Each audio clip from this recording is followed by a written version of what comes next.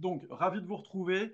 Là, on va partir pour 1 heure avec Bruno Tamayon, de l'organisme TAMS Consultant, spécialisé notamment sur le marché des familles et des enfants, notamment. Donc, je suis ravi de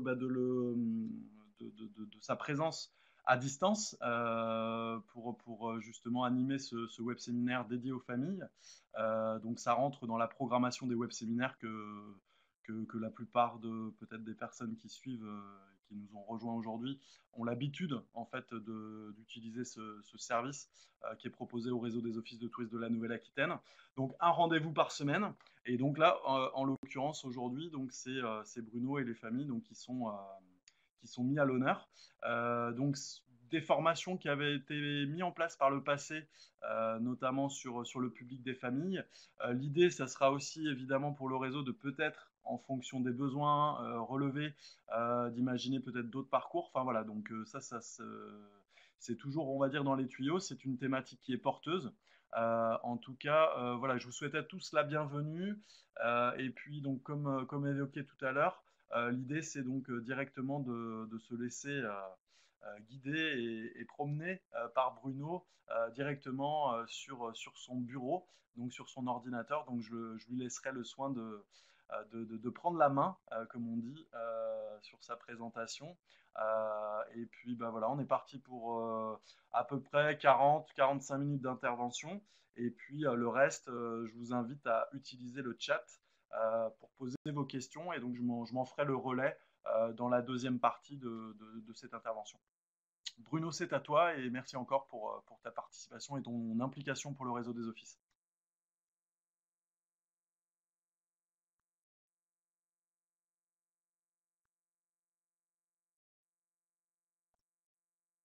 Bruno?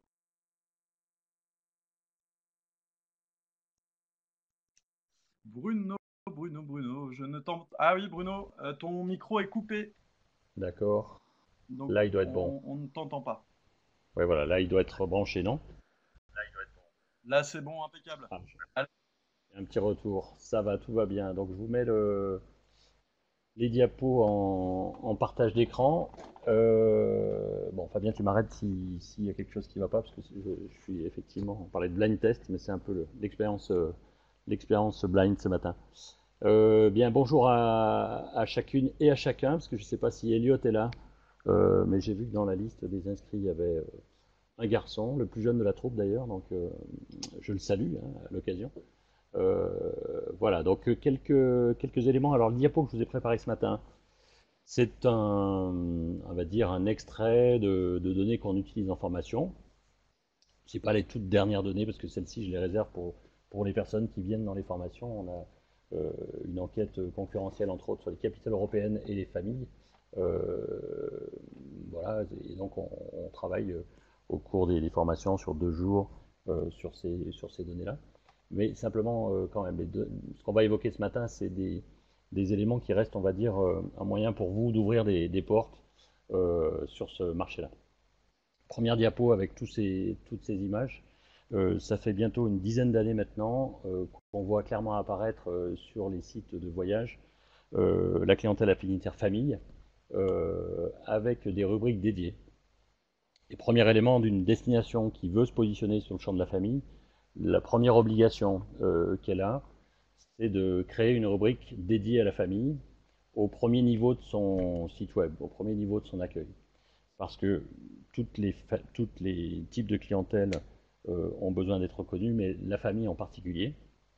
Et derrière cette rubrique famille, on va retrouver toute l'information détaillée, travaillée, présentant l'offre familiale de votre destination ou de vos sites. Donc c'est même un critère de base, c'est-à-dire que les familles reconnaissent une destination famille au signe que la rubrique famille est au premier niveau de l'accueil. Donc c'est une première piste pour votre communication. Maintenant, c'est vrai que derrière, s'engager dans une stratégie famille, c'est un chantier de fond. Et j'étais hier à Angers qui souhaite enclencher ce chantier-là.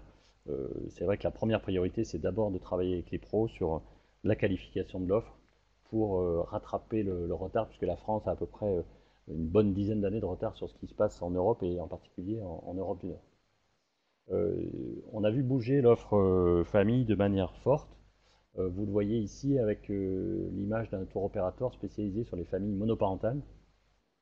C'est un Théo qui s'adresse aux familles monoparentales parce que certaines ont envie de partir en vacances avec des gens qui vivent la même situation familiale, faire que les enfants puissent être ensemble et pas être, on va dire, brusqués, choqués, gênés d'être dans des centres de vacances où les familles sont dites traditionnelles et certaines personnes se sentent un peu blessées dans cette situation. C'est c'est le signe aussi que la famille, c'est quelque chose de très sensible pour chacun d'entre nous, et que quelqu'un qui vit seul avec ses enfants vit pas du tout la même chose que quelqu'un qui vit avec deux adultes à la maison, pas la même chose s'il y a des petits-enfants, pas la même chose s'il y a des grands, pas la même chose s'il y a des fratries avec des âges très différents.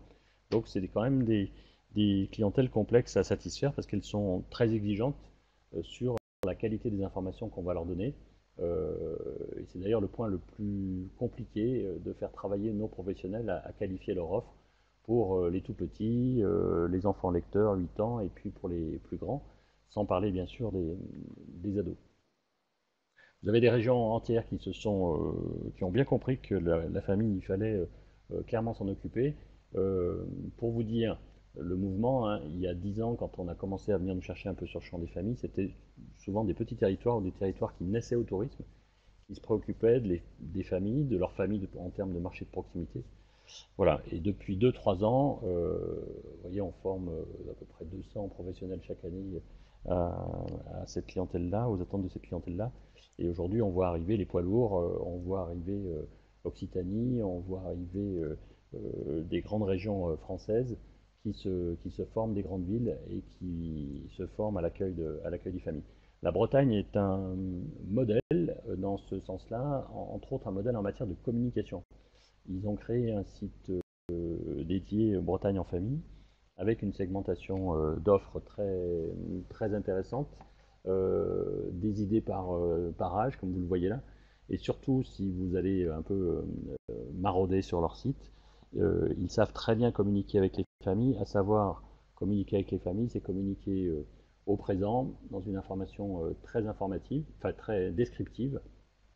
On oublie les envolées lyriques de la promotion, l'impératif, venez, prenez, ça fonctionne pas du tout avec la famille. On est vraiment dans un contenu très informatif, très précis, avec systématiquement sur chaque prestation 3, 4, 5 photos et une micro-vidéo, parce que la famille, bien sûr, elle a besoin d'être attirée, mais elle a surtout besoin d'être rassurée sur le fait que la promesse va être tenue. Euh, on sait tous que le bouche à oreille est un moteur puissant dans nos activités touristiques, mais le bouche à oreille d'une maman le lundi matin à l'entrée de l'école suite à un week-end qui s'est mal passé dans un site, c'est dévastateur. Donc, et l'inverse est bien sûr vrai. Donc très important de bien savoir communiquer et rassurer les familles. Alors, qu'est-ce qui a bougé? Qu'est-ce qui fait bouger l'offre famille? En fait, depuis maintenant 10 ans, grosso modo depuis la crise financière de 2007, c'est la présence de l'enfant. Concrètement, on assiste à une sorte de resserrement de la cellule familiale. La famille, ça reste important pour tous, quelle que soit la structure de cette famille. Et pendant le temps des vacances, les familles ressentent un enjeu fort à être heureux, à retisser des liens, retisser les liens du quotidien pendant le temps des vacances. Et donc l'enfant est au cœur de cette problématique. Vraiment, cette question de retisser des liens, c'est au cœur de nos offres, hein. C'est-à-dire que avec les familles, la première chose à travailler, c'est quand on crée une prestation famille, c'est pas tellement de se dire est-ce qu'on leur a transmis des connaissances, des savoirs, je ne sais quoi. C'est d'abord est-ce qu'on leur a permis entre eux de partager, de dialoguer et de tisser des liens. Aujourd'hui, la première attente des familles, c'est celle-ci. Voilà, donc j'avance là-dessus. Donc une famille, il y a aujourd'hui un comportement famille dans le champ du tourisme, c'est un adulte et un enfant. On a des comportements très similaires entre un grand-parent et un de ses petits-enfants. Les grands-parents ont juste besoin d'être plus rassurés, parce qu'il faut quand même ramener les gosses à la maison le soir. Mais la cellule familiale, c'est un adulte et un enfant. Alors, quelques données chiffrées, les données que je vais vous présenter, c'est des données qui sont disponibles en ligne, hein, vous pouvez j'ai récupéré une enquête de la communauté européenne, ETC Snapshot 2015, qui est sortie en 2016, donc elle a pour nous un an et demi, sur le tourisme familial mondial. Et puis quelques éléments de veille qu'on récupère. Il y a en fait très peu d'études, hein.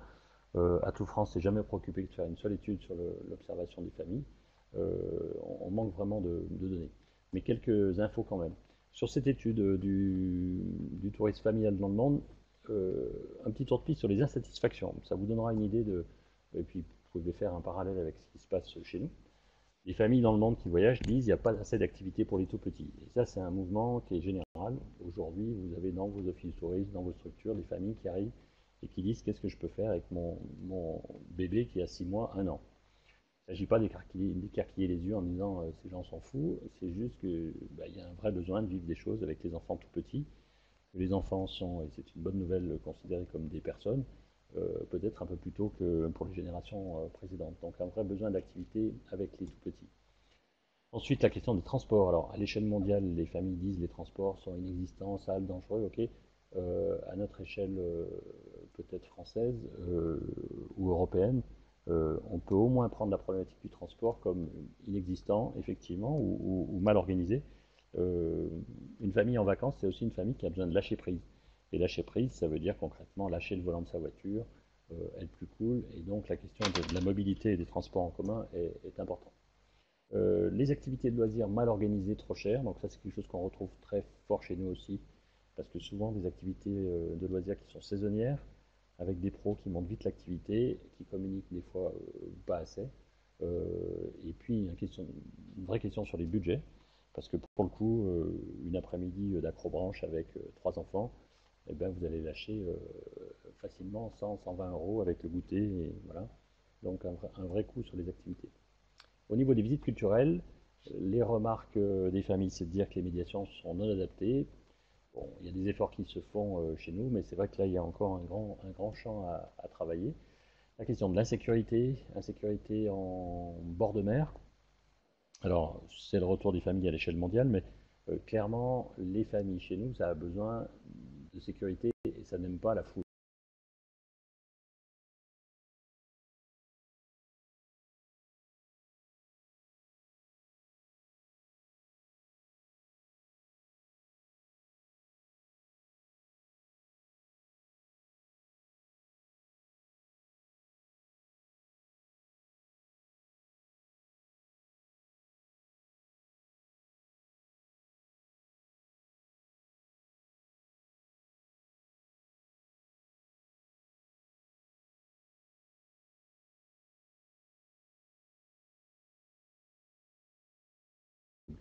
Ça n'aime pas quand ça brasse, ça n'aime pas. Pourquoi? Parce que ça génère une sensation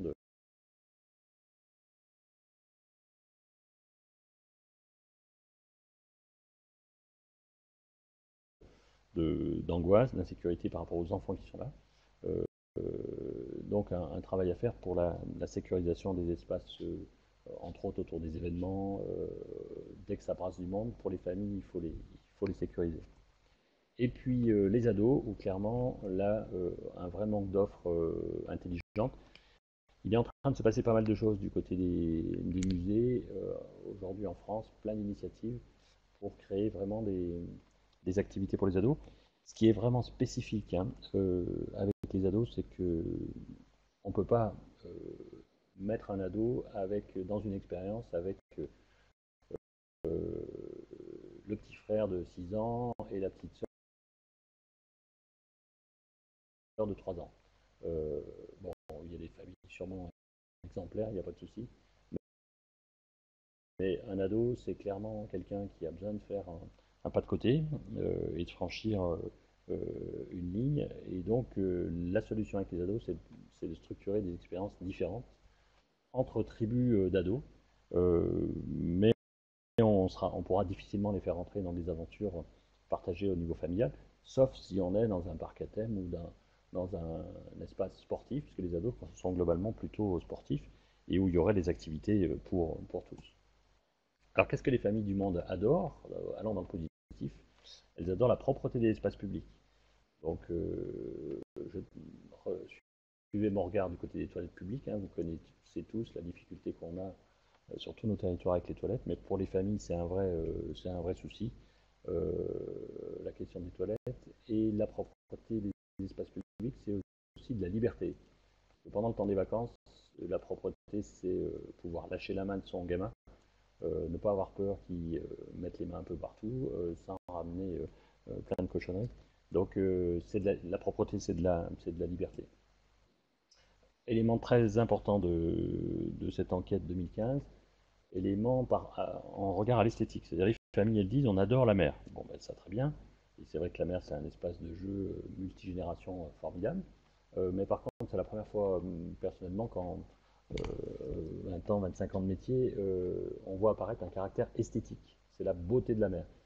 Et donc, aujourd'hui, les familles disent on a besoin d'expériences d'esthétique, on a besoin du petit chemin au coucher du soleil qui est magnifique, on a besoin d'être conseillé sur des expériences de beauté, voire des expériences qu'on pourrait dire poétiques avec nos enfants, parce que c'est des expériences qui amènent de la douceur et qui amènent à rêver. Et une famille, ça a vraiment besoin de rêver.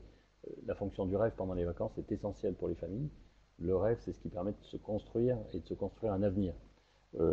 Donc chaque fois que vous faites rêver un enfant, même à des choses qui semblent inaccessibles, vous lui construisez son avenir. C'est extrêmement, extrêmement important.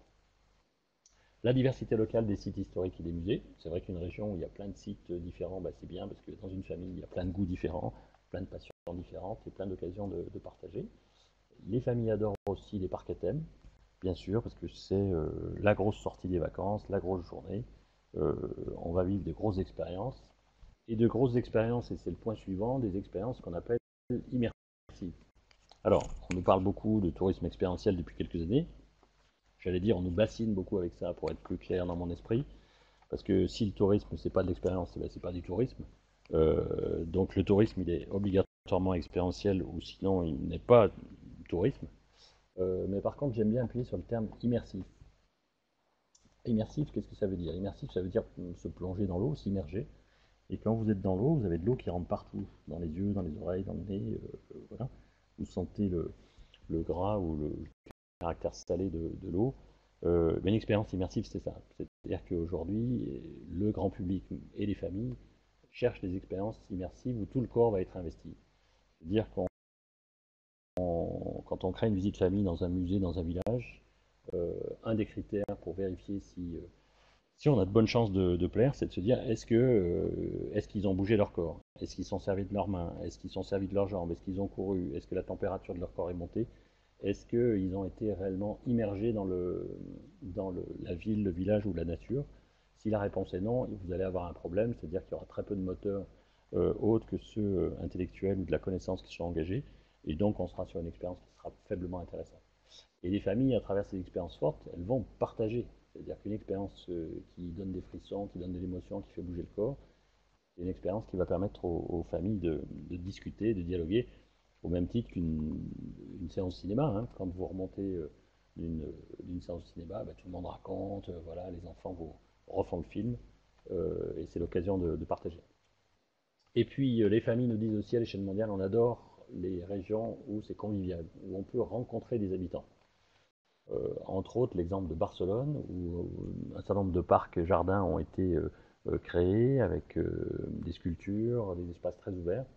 Et les familles disent c'est génial parce que les enfants se rencontrent, on peut dialoguer. Donc les jardins publics, c'est pas simplement le prolongement des toilettes, vous voyez. Pour un élu, il faut quand même leur faire comprendre qu'un espace pour s'ébattre avec les enfants, c'est un espace de joie, c'est un espace de rencontre. Et donc il faut investir, il faut mettre des moyens dans ces espaces-là.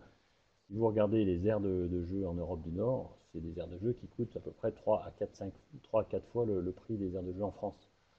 Parce que en Europe du Nord, on considère le temps avec les enfants comme un temps riche, un temps de dialogue, de rencontre, et aussi ils ont bien compris que l'enfant c'est un corps, c'est pas simplement un cerveau qu'on doit remplir. Et puis les familles, pardon, ça aime revenir, c'est-à-dire que ça aime être fidélisé, et les familles, ça se fidélise avec le bonheur. Concrètement, une famille qui vit un vrai temps de partage, un vrai temps de lien, un vrai temps de bonheur dans une destination, elle va revenir et donc elle est dopée au bonheur. Donc le meilleur moyen de fidéliser, c'est pas tellement le marketing, c'est surtout la qualité de l'accueil des familles sur une destination et du bonheur qu'on va leur donner. Alors, ça, c'est les données sorties de l'enquête. Derrière, si on regarde ce qu'elles aiment vraiment, pour prendre un peu de recul, derrière la notion de propreté, les familles, ça a besoin d'être respecté, très clairement. Et être respecté, ça veut dire qu'il faut les connaître, il faut que vos équipes d'accueil connaissent ce que ça veut dire qu'une famille, ce que c'est qu'un enfant de 2 ans, de 3 ans ou un ado. Donc c'est la première chose, être respecté, parce qu'une famille, c'est des adultes qui font grandir des enfants et qui en prennent soin. Le besoin de s'émerveiller, vivre à la plage, j'en ai parlé, donc c'est le besoin d'émerveillement. Et nous aujourd'hui, dans toutes les formations qu'on mène sur les visites guidées, les nouvelles formes de visites guidées et visites animées, on commence par un rapport d'émerveillement, c'est-à-dire on ne part pas de la connaissance à transmettre, mais on se dit c'est quoi les lieux d'émerveillement dans ce que tu veux faire visiter. Et une fois qu'on a fait le tour des 5, 6, 10 lieux d'émerveillement, on peut commencer à travailler sur une visite animée. La diversité locale des sites historiques et des musées, c'est très important pour la famille, d'autant que les dernières données d'enquête montrent que les vacances sont devenues un voyage et que dans cette notion de voyage, il y a une notion éducative. Les parents ne vont pas hésiter à aller visiter un site, je sais pas, gallo-romain, archéologique, historique, parce que quelque part, ça fait partie des programmes scolaires ou ça fait partie de l'éducation. Les parcs à thème, c'est vraiment le plaisir des attractions, je passe vite. Les expériences immersives, c'est vraiment vivre des émotions avec tous ses sens, avec tout son corps, et donc c'est vivre de l'aventure. Hein, une famille, c'est quand même des professionnels de l'aventure. Créer une famille, faire grandir une famille, c'est une véritable aventure. Donc il faut être à la hauteur, et quand on propose à une famille de vivre une aventure, c'est-à-dire de rentrer dans l'inconnu, de vivre des frissons, de vivre des émotions, vous êtes sûr d'être gagnant à 100%, parce que vous vous mettiez au diapason de ce que c'est qu'une famille. Une famille, ce sont des aventuriers.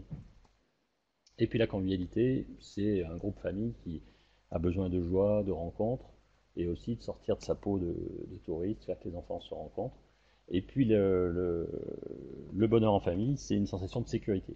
Vous savez, parfois, moi j'entends des réflexions de certaines personnes en office touriste qui disent ah, bah, les familles, au bout d'un moment, elles se croient chez elles, ou il y a certaines familles, voilà. Bon, ben, effectivement, il peut y avoir des excès, mais une famille qui se sent chez elle dans une destination touristique, c'est une famille qui est probablement bien et qu'on va fidéliser pendant peut-être 10 ans, 15 ans, 30 ans, parce qu'il y a des familles qui ont besoin de se sécuriser pendant l'été en revenant au même endroit. C'est de la sécurité affective dans leur vie. Voilà un petit peu quelques données. Si vous entendez du bruit derrière moi, c'est simplement parce que actuellement nous travaillons sous une bâche. Ils sont en train de refaire le toit et du bureau et de la maison. Donc j'espère que ça s'entend pas trop. Voilà, donc on est sur un marché qui est vraiment en révolution. Il y a de plus en plus de familles qui voyagent dans le monde. Il y a de nouveaux opérateurs qui arrivent, qu'on pourrait considérer comme de la concurrence, mais qui viennent répondre aux attentes des familles. Je pense entre autres à, vous connaissez Blablacar bien sûr, et bien, il existe un Blablacar des familles monoparentales, parce que bah, clairement on veut bien covoiturer, mais on veut covoiturer avec des gens qui ont une vie similaire à la nôtre. Vous voyez, on voit des choses étonnantes. Et puis les familles aujourd'hui, elles osent dire que les expériences sont non satisfaites. Il y a une petite rubrique famille sur TripAdvisor aujourd'hui que les familles n'hésitent plus à cocher pour voir les avis d'autres familles sur des lieux de visite. Voilà, c'est cet argument que vous avez sous les yeux. C'est un petit peu les arguments qu'on sert habituellement devant nos élus. Hein. Croissance, évolution du tourisme mondial et donc des familles, de nouveaux opérateurs qui arrivent sur le champ des familles. Quand une destination investit sur le cadre de vie pour ses habitants, elle investit aussi pour les familles. Je pense entre autres vraiment aux aires de jeu, aux médiathèques. Les médiathèques aujourd'hui, c'est des vrais espaces formidables pour les vacanciers. Les vacances font partie de l'éducation de l'enfant.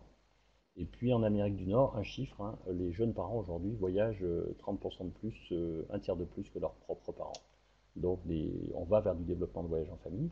Les voyages trois générations, c'est les familles qui voyagent, grands-parents, parents, petits-enfants. Hein. Plus la cellule familiale est éclatée, plus on va voyager à trois générations.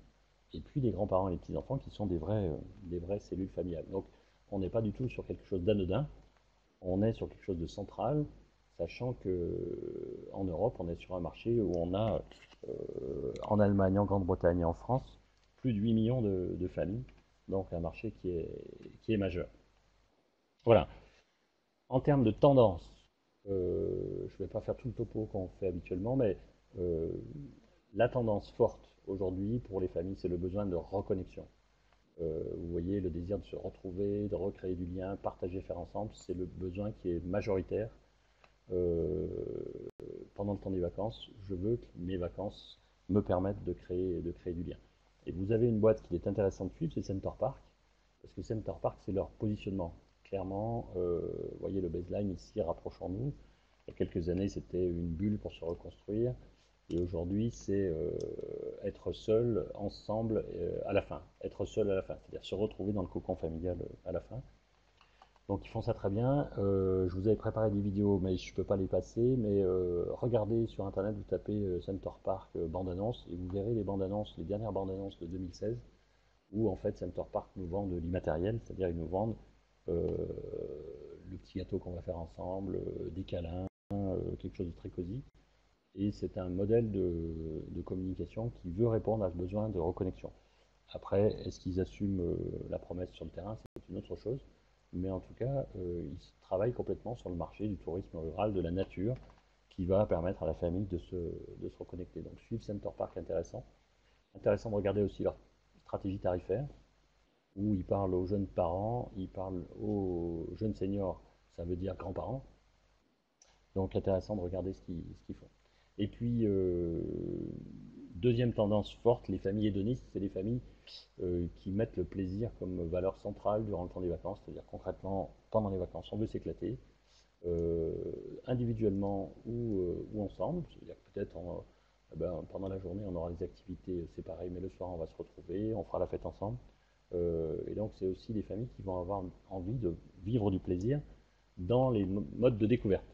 Alors ceux qui me connaissent savent qu'on a inventé il y a 10-11 ans les aventures-jeux qu'on appelle maintenant des aventures exploration, puisqu'on va de plus en plus vers des visites d'exploration, de patrimoine historique, architectural, avec des expériences immersives d'exploration. On est là sur l'émergence sur beaucoup de territoires de sacs qu'on va louer, qu'on va acheter et avec lesquels la famille vont partir pour vivre des expériences en pleine nature ou dans les villes ou dans les villages. Il y a 10 ans, on nous disait oui, c'est anecdotique ton truc. Aujourd'hui, les familles disent on veut déconnecter du numérique. Les territoires, beaucoup de territoires sont en échec avec leurs applications numériques. C'est-à-dire qu'en clair, ça ne marche pas. Enfin, c'est-à-dire que les familles n'adhèrent pas. Euh, et les gens attendent de l'immersif, donc ils attendent vraiment que le corps soit investi. Et donc, explorer un château, un village, avec des jeux d'observation, des jeux moteurs, des jeux parfois de compétition, ça permet de générer de l'autonomie dans les modes de visite des familles.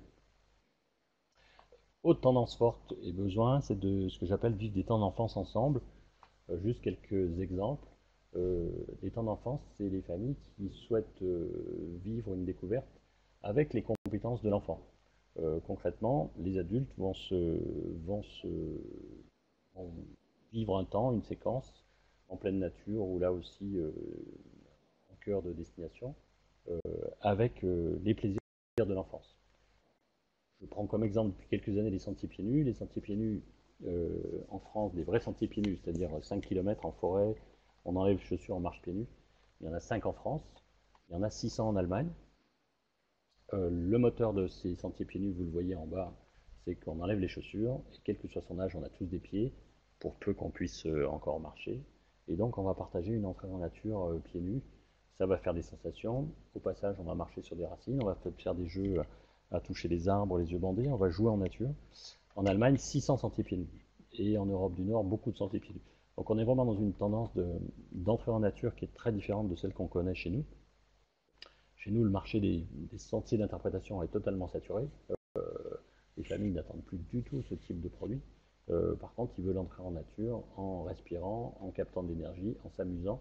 Euh, voilà, exemple, ce sentier, le Klangwelt en Suisse, 50 000 visiteurs par an, sentier gratuit, où tous les 250 mètres, on rentre dans une sculpture sonore et on va jouer avec les sons, tout ça étant très cohérent avec l'ambiance de la montagne suisse, les cloches. Voilà. Donc on est sur un principe de jeu de piste. Euh, tous les 250 mètres, une surprise. Et ça fait avancer les enfants et la famille. Voilà, et puis la visite animée, alors la visite animée, je sais que vous avez travaillé en grande région Aquitaine, je ne sais plus comment on vous appelle, pardon, euh, sur une nouvelle forme de visite guidée avec l'utilisation de la comédie et du théâtre. Bon, ça c'est une forme de visite animée. Euh, on constate sur le terrain l'arrivée, alors actuellement beaucoup sur des événements, mais de plus en plus au quotidien. Vous en avez pas très loin de chez vous, du côté de Mont-de-Marsan entre autres. Euh, les visites animées, c'est quelque chose qui est en train de révolutionner l'univers des visites guidées. Concrètement, le métier de guide est fortement remis en question. Vous le savez aussi bien que moi, depuis maintenant une bonne dizaine d'années. C'est-à-dire qu'il y a une vraie désaffection que de marcher derrière quelqu'un et de l'entendre dire un discours et nous montrer des choses. Aujourd'hui, les gens veulent de l'expérience, vous le savez, et donc ils veulent être vivants, 100% vivants pendant toute la durée de la visite. Et la visite animée, c'est ça. Vous voyez ici l'image que vous avez sous les yeux. Vous avez des personnes qui tiennent en fait non pas une longue vue, non pas un kaléidoscope, mais un simple tube en carton, qui est joli, soit, mais qui va permettre de focaliser la vue en début d'exercice. C'est-à-dire que là, on imagine qu'ils sont dans une rue d'une ville, et il y a peut-être une gargouille sur une façade à observer. Le fait de distribuer des tubes, ça va focaliser la vision sur cet objet-là. Et ensuite, le guide continuera de parler, de répondre à des questions. Alors, la visite animée, c'est en fait un guide qui devient animateur, qui accepte de s'effacer devant son client pour lui permettre de vivre des expériences. Ici, vous voyez, c'est des guides conférenciers conformes qui sont au Musée des Arts et Métiers à Paris, tous avec beaucoup de bouteilles. Et là, ils sont en train de visiter le musée avec un miroir placé entre le nez et les yeux. Alors, je vous invite à faire cette expérience ce soir avec un petit miroir que vous prenez dans votre salle de bain. Vous descendez dans le parc en bas de chez vous ou dans la forêt si vous habitez en nature et vous allez marcher sous les arbres avec un miroir. Et puis vous m'appelez demain matin, mais vous verrez, c'est une expérience tout à fait formidable. On a l'impression de marcher au milieu des oiseaux. Et si vous faites ça à l'intérieur d'une basilique ou d'un château, vous avez un effet d'optique qui vous emmène immédiatement à 3-4 mètres sous le plafond avec une qualité visuelle exceptionnelle. Donc là, très honnêtement, tous les outils numériques peuvent un petit peu se rhabiller parce qu'il y a une expérience numérique sensorielle très forte. Euh, voilà. Et dans le sac à dos de la visite animée, il y a à peu près 60 jeux d'observation, jeux à expérience, qui vont permettre au groupe ici de découvrir un patrimoine en s'investissant dans des jeux en groupe, à plusieurs, et des jeux qui stimulent très fort les sens. On va se bander les yeux, on va ressentir plein de sensations. Alors, quand on a lancé ces formations et ces concepts il y a 5 ou 6 ans, je pensais que je faisais encore un truc un peu original. Et puis en travaillant en voyant ce qui se passe pour les guides conférenciers, la transformation que ça fait dans leur métier, et puis en lisant aussi les dernières recherches sur le fonctionnement du cerveau et les modes d'apprentissage, les données qu'on a aujourd'hui, c'est que quand vous avez un groupe de 20 personnes en guidage, sur ces 20 personnes, vous en avez 40%, soit 8, 8 sur 20, ça fait quand même du monde, hein, qui sont physiologiquement empêchés d'apprendre quoi que ce soit avec un discours et de l'observation. Concrètement, la visite guidée, c'est deux moteurs, hein, un guide qui parle, qui vous parle, que vous entendez, que vous écoutez, et puis des choses à voir. C'est deux moteurs. Euh, et aujourd'hui, vous avez 40% de la population qui ne sont pas équipés pour être embarqués dans une expérience de ce type-là. Concrètement, c'est des gens qui ont besoin pour apprendre de marcher, de parler, de dialoguer avec d'autres, d'inventer des histoires, de mobiliser leur corps. Voilà, parce qu'on est tous différents dans nos modes d'apprentissage. Le constat qu'on fait, c'est que quand on met en place ces visites-là, en fait, et c'est ce que l'école essaye de faire parfois, hein, on permet à chaque personne d'apprendre avec ses moyens. Et donc vous avez des gens qui apprennent en dialoguant, voilà. Et la visite animée, c'est ça. C'est je crée un parcours, je mets dans les mains de mes visiteurs des objets qui vont leur permettre d'être vivants à 100% parce que c'est des jeux d'exercice extrêmement réjouissants et qui m'amènent à poser des questions. C'est-à-dire que le but du jeu, c'est toujours de visiter, mais sauf que quand j'ai vu la basilique avec un miroir sous le nez, que j'ai joué avec la lumière, euh, je vois la beauté des lieux et là, je suis apte à poser des questions. Donc ça, c'est une vraie petite révolution pour les métiers du guidage. On voit se créer des agences aujourd'hui, donc c'est un chantier qui est à suivre. Voilà, le numérique. Alors, vous avez une magnifique diapo vide, j'en suis désolé parce qu'il y avait une petite vidéo. Sur le numérique, pour les familles, quelques éléments. Un, euh, arrêtons de travailler avec des startups, je le dis très clairement, qui refont les conneries que les premières startups il y a 10 ans ont fait. Aujourd'hui, il y a du recul sur le numérique, c'est-à-dire qu'on voit à quoi ça sert et on voit à quoi ça ne sert pas. Concrètement, le numérique, ça sert à montrer des choses. Ça fonctionne si on voit des choses qui sont invisibles. Concrètement, des produits type Histopad qui reconstituent des décors d'une époque, aujourd'hui répondent à une demande. Je suis dans un château, je suis dans un village, je vois des choses avec le numérique qu'on ne peut pas voir autrement. Donc ça fonctionne bien. Tous les projets de reconstitution du passé fonctionnent très bien. Donc le numérique, ça doit permettre de montrer des choses qu'on ne peut pas voir avec son corps. Le, voilà, c'est le constat que les opérateurs font sur le terrain. Et puis les opérateurs font aussi le constat que avoir du numérique pour avoir un livre numérique avec des images et du texte, c'est bien sûr totalement inutile. Concernant la famille, c'est un outil qui est faiblement partageable, c'est-à-dire que ça va toujours être le plus grand, l'adulte, qui va prendre l'outil en main.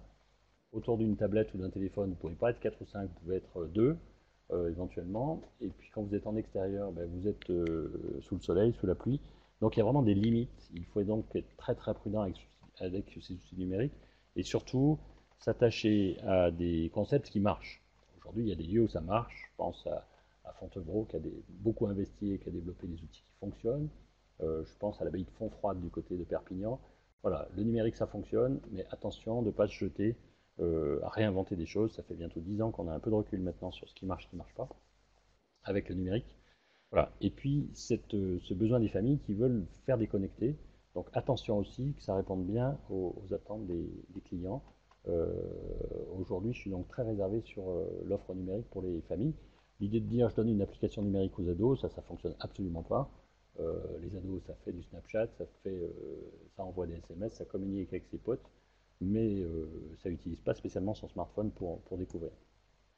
Voilà, quelques diapos, puis j'en aurai fini, midi moins quart, sur les lieux de visite. Sur euh, les lieux de visite pour les familles sont des lieux où on vient chercher de l'expérience à la vie. Concrètement, quand on fait une enquête sur l'Europe du Nord, on se rend compte que tous ces lieux de visite sont des lieux où on va euh, s'enrichir d'expérience en famille pour avoir un retour au quotidien. Vous voyez ici des images de scénographie sur un certain nombre de sites. Voilà, les lieux en famille, c'est des lieux qui doivent permettre de partager, qui doivent permettre de vivre de l'expérience immersive. C'est aussi des lieux où on va vivre des expériences, là, ici, animées. On voit un groupe de jeunes ou un groupe de familles qui reconstitue un tableau. Voilà, ça c'est un monde marsan, je crois. C'est des visites en famille, des visites carnet de voyage, où on va balader, dessiner le territoire dans lequel on se situe. Et puis, autre exemple, les visites en famille du musée de Flandre à Villeneuve d'Ascq, visite à partir de 6 mois. Donc là, on est sur une visite d'immersion à l'art. Concrètement, le principe, c'est je permets à un enfant, en ayant reproduit des tableaux en format tissu, je vais permettre à l'enfant de s'initier à la représentation d'un paysage, à l'art. Et donc, c'est des visites en famille avec parents et enfants à partir de 6 mois. C'est des visites animées.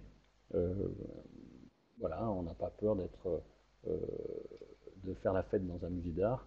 Et c'est des enfants qui vont rester marqués toute leur vie probablement de ben, l'art, c'est finalement pas très étranger à ce que je suis et à mon quotidien. Autre expérience, vous pourrez regarder ça aussi sur internet, vous tapez Enigma vidéo, au Forum départemental des sciences du Nord à Villeneuve d'Ascq toujours. Vous voyez une salle qui doit faire 120 mètres carrés, dans lequel il y a une trentaine d'expériences d'optique à vivre. Mais plutôt que de faire vivre ces expériences comme ça, version je te fais tester des trucs, ils ont monté une séquence type enquête policière. Donc vous voyez, il y a des tables qui sont numérotées, les familles vont s'installer autour de ces tables, et puis vous avez le grand écran du fond qui va descendre avec un journaliste qui, dans le journal télévisé, vous annonce que Lesio est un dangereux malfaiteur qui s'est échappé de la prison et il faut le rechercher. Et pour le rechercher, ben, il faut aller voir dans les box qui sont à l'extérieur, sur les côtés de cette salle. Donc, vous voyez des box éclairées qui sont représentatives de la mairie, le centre commercial, le pressing, tous les lieux qu'il peut y avoir dans une ville.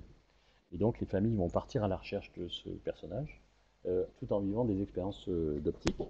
C'est une heure d'enquête, et puis au bout d'une heure, l'ensemble des familles s'arrêtent et vont argumenter pour dire nous on pense que Lesio il est au pressing, il s'est échappé de la prison avec les sacs de linge sale de la prison.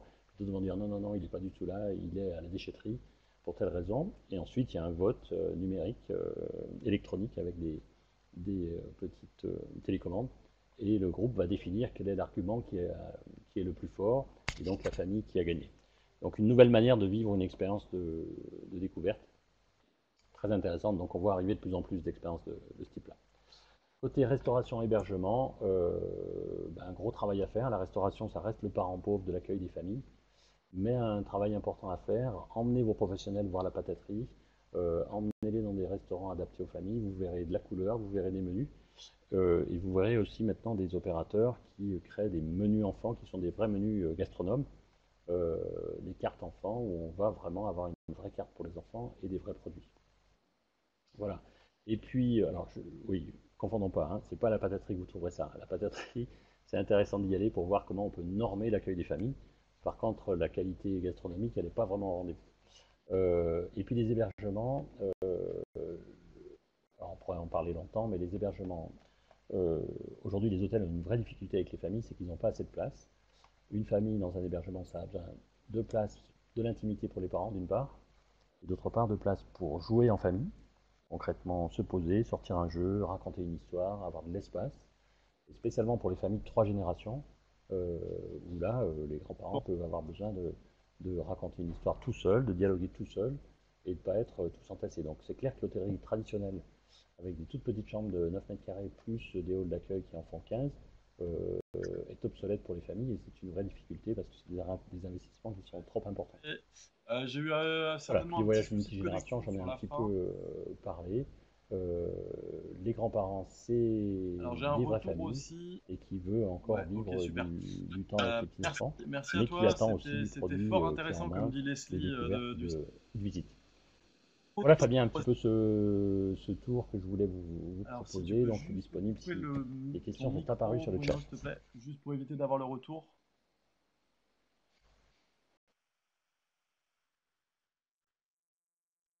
Merci, impeccable. Ben, voilà, quelques minutes s'il y a des questions à poser à Bruno par rapport à à ces tendances telles qu'il a pu nous les présenter par rapport au marché des familles. C'est le moment.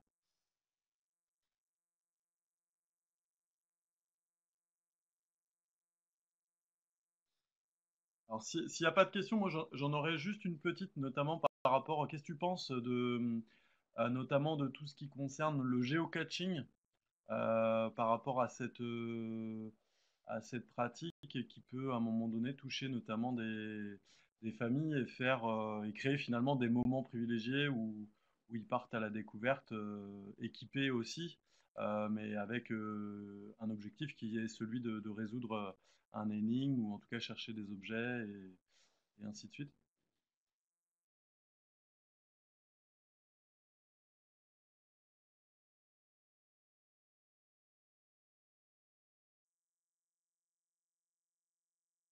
Est-ce que tu m'as entendu, Bruno?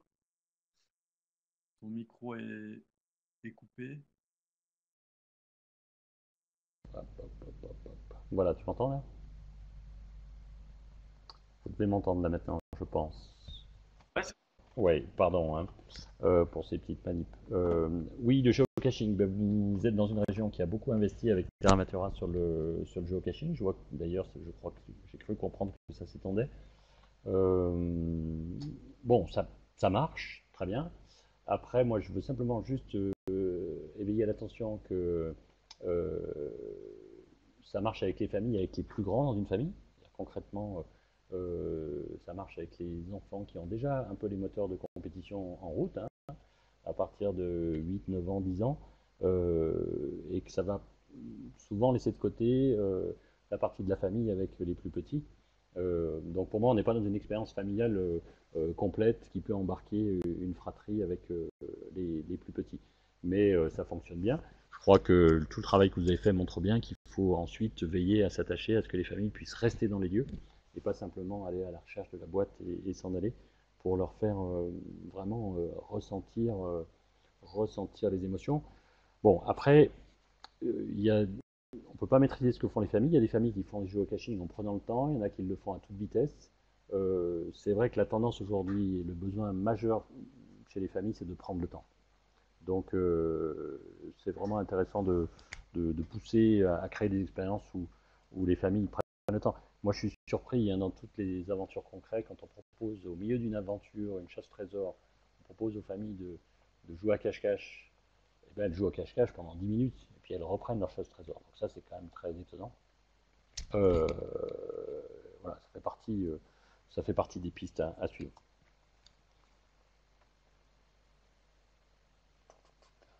Alors, deux remarques et dont une question, celle de Camille en Val-de-Garonne, du côté de Marmande. Euh, Aurais-tu quelques bonnes pratiques pour le public famille, notamment en matière, enfin, de familles intéressées par le vin et tout ce qui est autour de l'œnotourisme? Ça, c'était la première question. Et la deuxième, c'est la remarque, je crois, Alors, de Mimizan, où effectivement, ça reste quand même hyper compliqué de trouver des idées, semble-t-il, pour le public famille avec des enfants en bas âge entre 6 mois et 1 an. Même si effectivement tu nous as prouvé par l'exemple que c'était possible, mais ça semble quand même quelque chose de compliqué pour certains collègues. oui, alors pour ces deux questions, c'est vrai que c'est pas simple, Véronique, pour les tout petits. Là-dessus, il ne faut pas hésiter à se faire aider, pour le coup, par des gens qui sont sur le terrain dans le monde de l'enfance, des gens qui travaillent dans les crèches, des instituts de maternelle, pour dire, parce que un institut de maternelle, ça ne passe son temps, ça ne fait que ça, que de l'expérience pour les tout petits. Donc si vous avez des gens ouverts, pour le coup, moi je me méfie des travaux avec les enseignants, parce que des fois c'est plus enfermant que ouvrant, parfois, mais avec les maternelles, c'est très intéressant de dire, bah voilà, est-ce que je peux faire une expérience au musée, est-ce que je peux faire, donc ce sera souvent de l'expérience à l'intérieur, mais si nous on le creuse avec des gens, avec des enseignants maternels, quand on a des expériences à créer, et voilà. Après, sur la question de l'onotourisme, j'ai pas d'expérience, enfin, nous on n'a jamais créé d'opération, enfin d'expérience dans le monde de l'onotourisme, mais aucun souci, enfin, sur le principe, moi je vois aucun problème. Il faut considérer par contre qu'on est dans un terrain de jeu, il y a un terrain d'aventure, c'est-à-dire qu'un vignoble, ça peut être un terrain d'aventure dans lequel on va découvrir des choses. Et le vignoble, à que je sache, c'est le vin, c'est des senteurs, c'est du goût, c'est des sens. Donc il faut absolument se détacher du côté alcool pour se dire euh, la viticulture, c'est d'abord l'exacerbation des sens. Les viticulteurs sont des gens qui savent faire goûter les choses, qui savent faire déguster. Et on peut faire déguster de l'eau, on peut faire déguster des jus, on peut faire donc moi j'ai pas de problème avec ça. Il y a juste pour l'exemple à Ruance, donc en Ardèche, un musée qui a été, enfin un espace d'interprétation qui a été créé par les coopérateurs et qui est plutôt bien cadré pour les familles avec des expériences, des scénographies qui tiennent la route. Mais le monde du vin, non, aucun problème, aucun problème. Au même titre qu'on pourrait penser que un monument du patrimoine, c'est compliqué pour les familles. Hein. Bon, ben, il faut considérer, nous ce qu'on fait, c'est qu'on considère ces lieux comme des lieux d'aventure. Et ensuite, on met en route toutes les expériences possibles.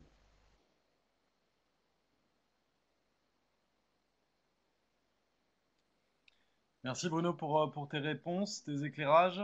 Euh, Tu mentionnais dans un commentaire justement pour les personnes qui sont intéressées sur ce réseau, finalement de recevoir aussi peut-être des actus via Tams, hein, c'est ça?